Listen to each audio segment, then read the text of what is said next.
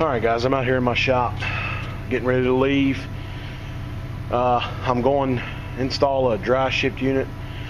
Something I'm not a big fan of, but when you got a little old lady that I went to the other day and she's got a dead compressor and this is all she can afford, you feel bad for the little old lady and you do what you got to do to get her some air. So that's what I'm going to do. This is a Rheem. See right there, nitrogen charge. Pressure has POE oil in it. So I have my 407C loaded up. I'm going to charge it with 407C. And I'm going to get this lady some air.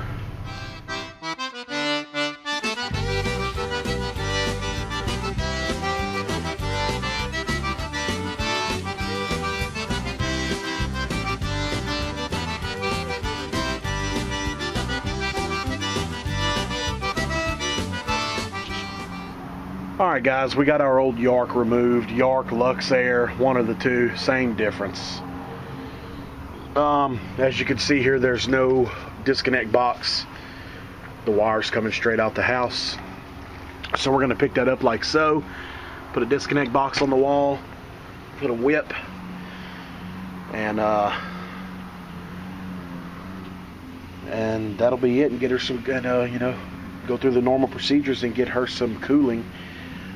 We bought a Rheem unit because my ICP man is out of dry ships, and dry ships are coming to an end. Well, they have come to an end. It's just you can only get what the supply houses have left over in stock. And the Rheem supply house is also the Comfort Maker supply house, and it's also where I get my Mitsubishi mini splits. And he was out of ICP dry ships, which I'm not a big fan of the ICP dry ships anyway. And the price on the Rheem dry ships is unbelievable. I mean, I think Rheem has the cheapest dry ships around here anyway. So we went with a Rheem. Nothing wrong with that. I'm just trying to get this lady some air, and she's on a budget. So I put that new capacitor in there the other day because when I came out here, that was the original problem. But after I put the new capacitor, the compressor was running like 105 pounds of suction. And, I removed some of that. But after I would remove it, the superheat would skyrocket like it was low on charge. So the compressor's just not pumping, and the head pressure was almost equal to the suction. So more than likely, this compressor wasn't really doing a whole lot. She said she did run it over the weekend because I came out here Thursday. She did not want me to install it Friday. She wanted Monday. And she said she ran it over the weekend, and it kept her comfortable enough. So, but she said it wasn't great, but it kept her comfortable. So we're gonna get this Rheem in here and try to get her some good air. Guys, we have our Rheem unit in the vacuum. I'm sorry I didn't, shoot better video, but it's all brazed in. It came out really nice. The vacuum is still in OL because keep in mind, this is a dry shift unit, so we're pumping the compressor, the condenser coil, the line set, the evaporator, we're pumping everything. This is actually not a bad little unit, and the reason that I went with Rheem is because, like I said, my ICP man is out of stock on dry ships, and I'm not a fan of the ICP dry ships. And the price on these things is just unbelievable. I mean, they're the cheapest dry ship that I can find around here. And I really like the little unit. The only negative thing I have to say about this unit is that right there is those valves. The valves on this thing suck. I mean, you can't even use your service wrench to open up the valves. You have to use like a long T-handle Allen wrench. At least I had to with the way that my copper piping is. And we added a dryer because they don't come with a dryer. So we added one out here on 163S. The vacuum looks like it wants to start registering. So we're going to let the vacuum cool down, and then we'll charge it up and start it.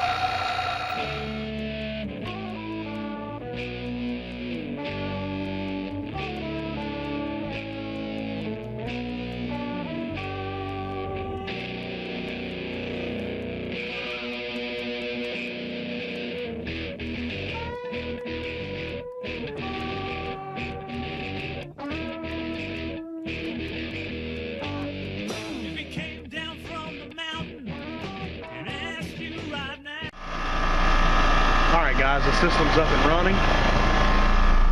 As you can see, we got the testo set on 407C. It's only been running about a minute or two.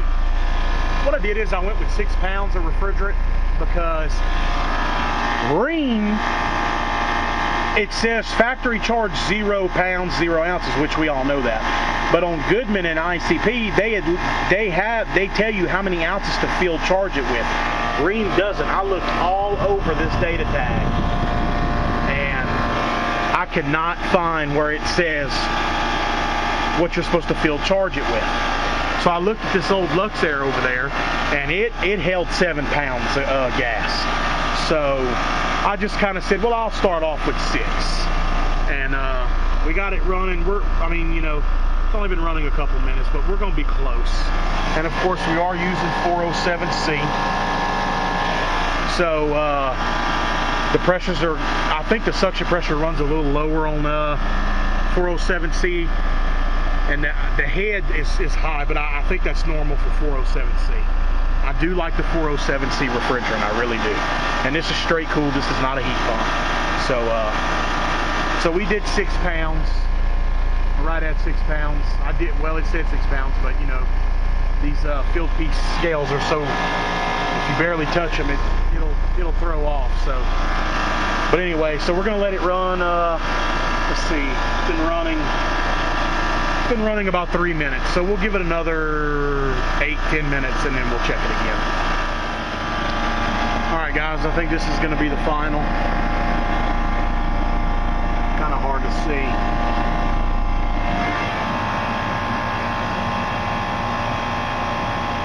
£7, 4 ounces.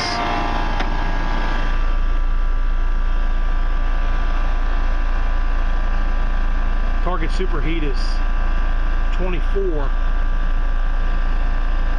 and it's bouncing around in that neighborhood.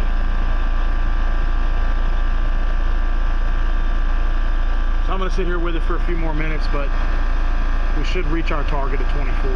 Yeah, we're about to reach it right there. Alright guys, she's all done.